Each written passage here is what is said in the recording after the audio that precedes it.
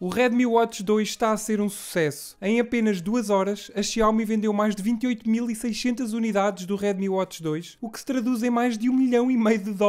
É impressionante. Eu sabia que este smartwatch ia vender bem, mas confesso que fiquei surpreendido. Já o Redmi Watch, também conhecido por Mi Watch Lite fora da China, foi um autêntico sucesso de vendas, pois consegue aliar uma excelente qualidade a um preço incrivelmente baixo, além de que o mesmo tem GPS, e encontrar um smartwatch decente com GPS abaixo dos 50 € não é tarefa fácil. Este Redmi Watch 2, além de ter um fantástico ecrã AMOLED com 1.6 polegadas, ainda tem as margens super reduzidas, sendo que o ecrã ocupa uma boa percentagem da parte frontal do smartwatch. Enquanto que o Redmi Watch original, também conhecido por Mi Watch Lite, vem equipado com um ecrã LCD com 1.4 polegadas e com umas margens demasiado grandes para o meu gosto. Além do fantástico ecrã AMOLED, este Redmi Watch 2 vem equipado também com um sensor de SPO2 para medir a saturação de oxigênio no sangue, algo que o Mi Watch Lite não tem. E claro, um sensor de frequência cardíaca capaz de controlar os batimentos cardíacos 24 horas por dia. E ainda tem disponíveis mais de 110 modos de desporto e resistência à água 5 ATM, o que faz com que este smartwatch